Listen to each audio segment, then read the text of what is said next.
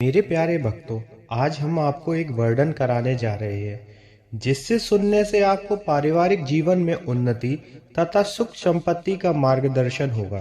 कथा के अनुसार आखिर क्यों मनाते हैं महाशिवरात्रि का त्योहार? वैसे तो शिवरात्रि से संबंधित कई मान्यताएं हैं, मगर उनमें से एक भगवान शिव और मां पार्वती के संगम से जुड़ी हुई है। प्यारे भक्तों, क्या आप जानते हैं कि शिवरात्रि के रूप में मनाए जाने वाले शिव पार्वती के विवाह इस जश्न के पीछे की पूरी कहानी क्या है? अगर नहीं पता है तो हम आपको बताते हैं। पर्वत राजा हिमवंत का राज कैलाश पर्वत के बहुत करीब था और पर्वत राजा का विवाह स्वर्ग की एक अप्सरा के साथ हुआ जिनका नाम था मेनका। इन दोनों की पुत्री थी देवी पार्वती। इनका नाम पार्वती इसलिए रखा गया क्योंकि वो पर्वत राजा की पुत्री थी और वो हर चीज में बहुत कुशल थी। माता पार्वती बचपन से ही भगवान शिव से ही शादी करने की इच्छुक थी। पिता हिमवंत की लाख कोशिश के बावजूद भी उन्होंने अपना फैसला नहीं बदला। आखिरकार हिमवंत पर्वत को भगवान शिव के पास ले गए और उन्हें कहा कि अब से पार्वती आपकी सेवा करेंगी। उस दिन से पार्वती उनकी सेवा करने लगी और उन्हें प्रसन्न करने का प्रयास करने लगी। भगवान ब्रह्मा इसके बारे में सब जानते थे, इसलिए उन्होंने शिव के दिल में पार्वती के लिए प्रेम जगाने के खातिर उन्हें प्रेम के भगवान को शिव जी के पास कैलाश भेजा।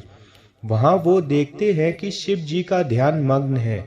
प्रेम के भगवान को अपना दिया हुआ कार्य भी पूरा करना था, इसलिए जिस समय पार्वती शिव जी पूजा कर रही थी उन्हें उन पर प्रेम का बाढ़ चला दिया। गुस्सा में शिव जी अपनी तीसरी आंख खोल दी और आग से प्रेम देवता भस्म हो गए। पार्वती अब समझ चुकी थी कि शिवजी को पाना एकमात्र तरीका भक्ति ही है। उन्होंने तय कर लिया कि कठिन तपस्या करके वो शिव जी को खुश करके रहेंगे। एक दिन उस रास्ते में एक ऋषि गुजर रहे थे। उन्होंने पार्वती से सवाल किया कि हे सुंदर कन्या, तुम इतनी घोर तपस्या किसे पाने के लिए कर रही हो? वो तुम्हारे लायक नहीं है। उस पर विश्वास मत करो कन्या और घर लौट जाओ।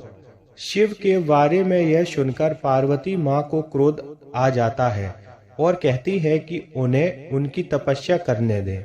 यह सुनते ही शिव जी का एक ऋषि से अपने असली रूप में आ जाते हैं और माँ पार्वती अपनी परीक्षा में सफल हो जाती हैं। इस प्रकार भगवान शिव माता पार्वती से विवाह करने के लिए तैयार हो जाती हैं और दोनों विवाह बहुत धूमधाम से मनाते हैं। फिर सभी देवता शिव जी से आग्रह करते हैं कि वो प्रेम के देवता को दोबारा जीवन प्रदान करें। वो ब्रह्मा जी द्वारा दिए गए कार्य को पूरा कर रहे थे। इस तरह प्रेम के देवता को जीवन दान मिल गया। तो देखा भक्तों, आपने कैसे माता पार्वती की कठिन तपस्या के बाद और भगवान शिव का विवाह संभव हुआ।